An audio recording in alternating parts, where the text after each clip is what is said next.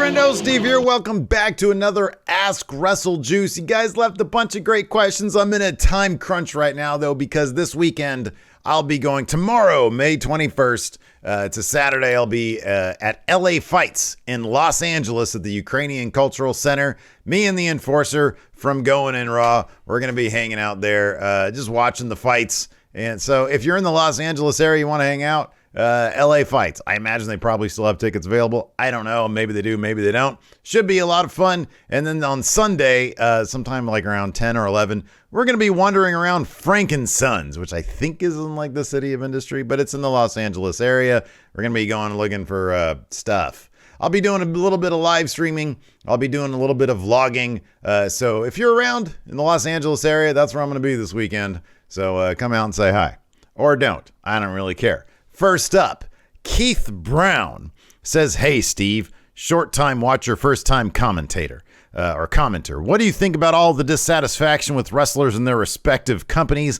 The whole Sasha and Naomi thing, WWE on a normal day, MJF versus Tony Khan, other AEW talent maybe not being satisfied, and even the Kota Ibushi versus New Japan thing."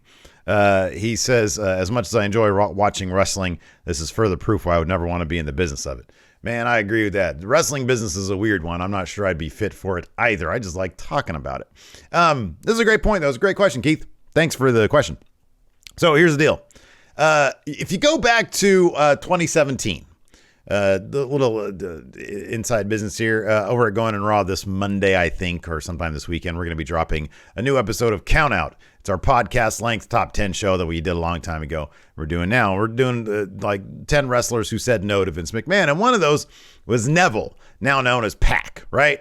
And back in 2017, if you guys remember, he had a big argument with Vince McMahon backstage about him not wanting to lose the cruiserweight title, not wanting to lose a match, rather, to Enzo Amore. He was like, "I'm better than this." And he just walked. He left. And he sat out for almost a year until I guess his contract was basically up. And then he was able to go to Dragon Gate, had a great run as champion there. And then he ended up in AEW. Back then, New Japan was just starting to break out into sort of the mainstream pro wrestling consciousness here in North America. Thanks to Kenny Omega, Kazuchika Okada, their terrific series of matches. Bullet Club was starting to expand into Hot Topic. And so they were really generating a lot of buzz. And what did that buzz mean? It meant that more wrestlers had leverage in case they didn't want to deal with WWE, which prior to that time was pretty much the only place you can go and make decent money. Impact was a thing, but Impact never really was able to break through. There was all sorts of complaints about their business practices that wrestlers had. So Impact for a spell might have been an okay alternative, but it wasn't WWE. Fast forward to today. Oh my gosh. There are tons of alternatives giving those wrestlers what? Leverage, especially in the case of Sasha Banks, who's got all sorts of leverage given that she would be in high demand outside of wrestling if she ever were to be released or left WWE. Naomi, interesting situation there. According to Dave Meltzer, she's like got some sort of contract negotiation going on actively, and so her leaving is a curiosity. Look, I don't know all the facts behind the Sasha Naomi situation. I am always in favor. I will always choose the wrestlers over the companies, almost always, like 90% of the time, because in WWE especially, evidently what Sasha and Naomi wanted was those tag titles to be treated with more respect. They're trying to make something creatively out of tag titles that their boss, Vince McMahon, doesn't care about. And yes, you can say, well, it's his company, it's his stories he's telling, and he's paying pretty hefty salaries. Why wouldn't they just do what he wants? And that's not an invalid point. It's his company. It's his business. I have always sided with the artists over the companies, though. And if they feel very deeply about wanting to make it a more collaborative process, meaning they can help steer these tag titles to something bigger. Look, it's obvious. Look at the Intercontinental Championship. Hasn't been defended on pay-per-view in a year. Look at the United States Championship. Austin Theory has it right now, and that's considered, they treat the United States Championship a bit better than Intercontinental, but still it's not that great. Vince seemingly doesn't see much value beyond having Roman Reigns with the 2 top titles and then like kind of the Raw and SmackDown women's titles. So he sees sort of the world titles up here and then everything else just made to service whatever. And then apparently Sasha and Naomi are supposed to split and feud with each other. And they're like, hey, we can make something really cool out of these tag titles. So, you know, I think wrestlers, that's a long way of saying I think wrestlers simply have more leverage these days, especially with AEW, with Impact having money apparently to pay people, with the independent scene blowing up even more than it was pre-pandemic, with all sorts of great talent out there, bringing in audiences who will pay money to go see wrestlers at high school gymnasiums and small theaters. There is, and on top of that, you have social media to reach out and grow your brand more effectively independently. You've got Pro Wrestling Tees where you can make quite a bit of money simply selling t-shirts of you. Wrestlers have more. You have Twitch. Wrestlers have Cameo, YouTube, etc., etc. Wrestlers have more avenues to make more money these days without the machine of the WWE. That wasn't true even 5-6 years ago. So I think that's why wrestlers feel more inclined to stand up and say, this doesn't work for me, brother. More wrestlers can do that now. It's not just the Hulk Hogan's and John Cena's of the world. You can get Sasha and Naomi standing up and saying, this doesn't work for me, brother, and then leaving. And I don't know. We're going to see how this pans out. Maybe it'll work in their favor. Maybe it won't. I don't know. And honestly, I don't really even know if there is a right or wrong in this situation. It's just what it is. 2 different philosophies colliding, and it's sort of an ages-old issue that comes between corporations and artists. It's really no different when you bring the 2 together. There's going to be that kind of conflict. But the general idea of wrestlers standing up for themselves and saying, this doesn't work for me, is an interesting one. And I think it's exclusively because they've got more leverage, especially with AEW. That blew the doors wide open. Let's move on. Johnny Bro says, if DC and AEW partnered to make a limited comic series, how would you plot it out? Either individual wrestler spotlight issues or a consistent plotline story focusing on whomever superstar you choose. Bonus points if you find ways to implement DC superheroes into the mix. Oh, absolutely, man. You know how DC, they've got the multiverse where like they've got, I don't know if it's still infinite Earths or it's 52 Earths or whatever it is, but they've got a ton of them. Have one of those planets be the AEW planet, and then you can have them collide. Hangman Page shows up in the pages of DC Comics. All of a sudden, he's got Kryptonian blood or something, and he's super powered up from the Yellow Sun, and then he could take on Superman the same way Superman took on Muhammad Ali. I don't know. I'm just throwing that out there. So yeah, I'd do something crazy like that. I like the Boom Studios WWE comics. I thought they were fine. I don't even know if they're still doing them anymore, but they sort of flesh out the kayfabe stuff between, like what happens in their off hours. I kind of like that, but I feel like it all sort of had the same kind of pattern to it. And I think it'd be kind of more fun to do something a bit goofier with it if AEW did it. I'd like to see them mix it up with the DC superheroes. I think that'd be a lot of fun, man. Let's see here. Shavon has a similar follow-up question to my first one. Says, do you think Tony Khan has any regrets about not having a creative team or giving the VPs more creative control? What does this mean for Ring of Honor? I don't know if he has any regrets. Somebody a little bit later asks if he might be feeling some burnout from all the stuff that he's doing, especially now with Ring of Honor. I don't see it right here in front of me. But I don't know. I don't know necessarily that he would have any regrets because things have been going really well. That being said, it wouldn't shock me if at some point he says, you know what? AEW is growing at a fast clip, but I need some help. Maybe somebody else can come in here because doing that level of creative is very demanding. And on top of that, he owns it. He's the promoter. He's got to deal with everything. At some point, that's going to catch up with him. And I think at some point he is going to bring in some help for the day-to-day creative stuff.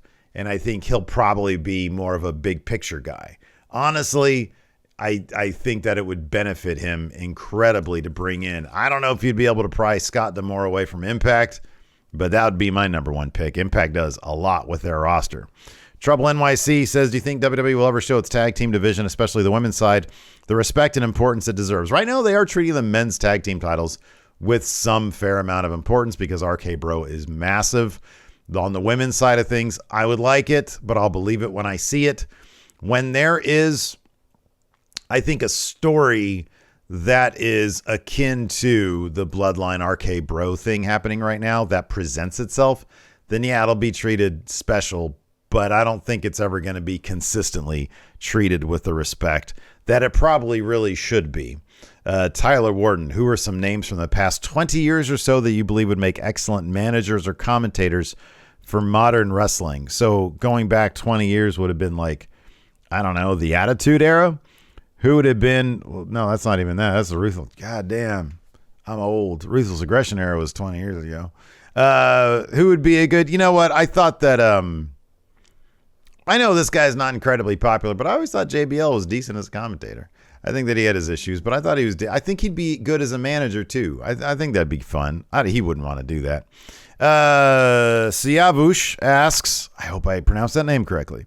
Steve, can you please name a mid-card wrestler in the 90s or 2000s who today in our era could be a main eventer? Dan Severn. If Dan Severn had bought into pro wrestling, and there's sort of rumors that like he sort of, because of his vast accomplishments, he sort of was not all in on the more circus aspects of pro wrestling. I feel like Dan Severn, with his credentials, if he were at his prime today, he'd be killer at pro wrestling. You need a mouthpiece for him, but that dude was a legit beast. There's a reason they called him the Beast. I always loved Dan Severn. He had one of the most underrated theme songs in the Attitude Era, too. Let's see here. Calum asks, what's a feud you would end in AEW and WWE, and what's a feud you would start in each? A feud I would end in AEW is Fuego, constantly feuding with House of Black. And what's a feud I would start in AEW would be House of Black with somebody higher up on the totem pole, man. I don't know. House of Black versus Keith Lee and Swerve Strickland. I think that'd be cool. And then what's a feud I would start? I'm sorry, in WWE, a feud I would end is, I wouldn't end a feud, I would end a faction Judgment Day. I can't stand. They're so corny. They are the most corny faction. Like, they had something that they could have done really cool with Judgment Day, and then they didn't do it at all. Doug Jackson, what television network do you think would be a good fit for AEW in 2024 if Warner Brothers Discovery does not renew them? I don't know. Put it on a network. Put it on CBS. That's a good idea. That'd get a big audience. Yeah, you got WWE on Fox. Why not put AEW on CBS? Billy Edkins says, with all the rumors about, this is the one. Billy Edkins, the one who asked if Tony Khan bit off more than he could chew. That's a good question. I already addressed it. Sean Lewis says, why are light tubes the most dangerous, but also the best weapon for professional wrestling? Man, I wish light tubes were never introduced. They're dangerous. They got all that chemical inside. You got shards of glass everywhere. Half the time when you're doing a death match, the wrestlers forget that there's an audience there. So like shards of glass go flying out in the crowd. I can't stand light tubes, Sean. It's kendo stick. Kendo sticks are the best. Masked Man. What match would you show someone who's never watched wrestling before? Probably a comedy match. A Yano match. A Yano match. I don't know which Yano match. I'd get Yano and Orange Cassidy together. You got to introduce people to wrestling via comedy because it sort of exposes the absurdism of wrestling, and then you can shift over to the dramatic. Tristan A. Despite JR signing a new deal with AEW, power rank possible replacements for him on WWE as a third man brother. JR should not be commentating. I'm sorry. It's just the dude, every week that dude says something that's wildly offensive. Well, maybe not wildly offensive, but you get my gist, man. It's not a good situation. To replace him, I don't know. I mean, dude, I would love Taz, Excalibur, and Tony Schiavone on commentary. I would love that. I think that'd be terrific. Or like Veda Scott would be good as a third woman, I guess. Because she's really good at commentary. I don't know if Mickie James has done wrestling, but Mickie James could be good on commentary, I feel. If you want to mix it up a little bit and put a woman in commentary there in AEW. I miss when, fucking Renee Paquette. I really liked her on Raw, man. People gave her so much shit, but I really liked her. Mix it up a little bit is what I say. Let's see here. Girls Not Blue asks, with acting as a promising venture, not having much else to prove in the ring, do you think Sasha Banks would keep wrestling if she left WWE today? She seems to really love pro wrestling, though. I'd be inclined to answer no, but she does seem to love pro wrestling, so I don't know. She also seems like she wouldn't want to go on a platform smaller than WWE. I think she wants to be in WWE on the biggest stage, calling her own shots. And I say, have at it. Leon Cooper says, what did you think about Johnny Elite's debut for AEW? I love Johnny Elite.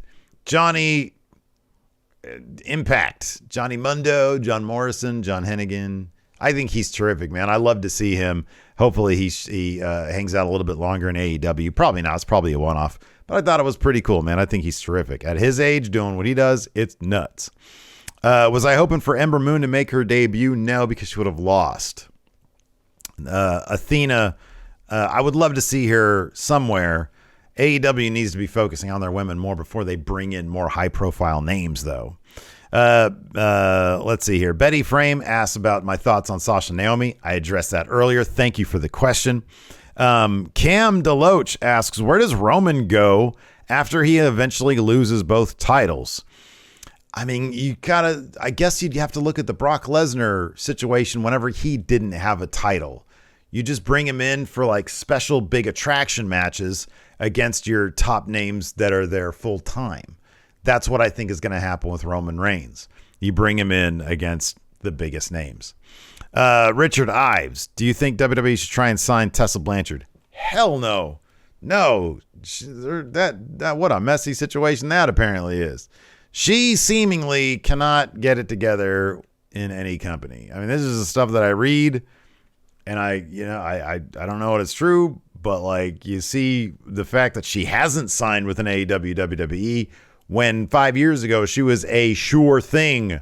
She was going to be the thing, and she was doing really good stuff in Impact, and all this stuff comes out, and it's like, oh man, you can't, and then she can't even. That's the biggest what if, man. That's the biggest what if. But no, at this point, I don't see that happening at all. Let's see here. We'll ask one more question here. Miss Ace says, what kind of match would you give to Jericho Appreciation Society versus Blackpool Combat Club at Double or Nothing, since Mox didn't want to do Stadium Stampede?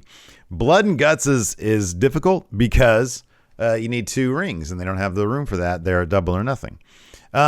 Street Fight, 10-man tornado tag, elimination tag. These are all suggestions here. Yeah, here's the thing. You bring Regal in, he's got to say something. I mean, that's why this should have been Blood and Guts. Somehow, some way, they should have figured out Blood and Guts. They really should have. Because it's War Games. And that's what Regal's known for saying. So when you bring Regal in, you got to give him the mic so he could say, there's only one match that this violence can be contained. And that match is Blood and Guts. What? Why wouldn't you do that? That's going to do it for us, everybody. Thanks for tuning in. I appreciate it. Check out one of these other videos over here. You think Bug's not here? You'd be wrong. Hey, what's this? Look, Jip. Look, want some sunglasses? What's this? Bug. Nothing. That's going to do it for us, everybody. Thanks so much for tuning in. Video's right here. Click on it. We'll talk to you later.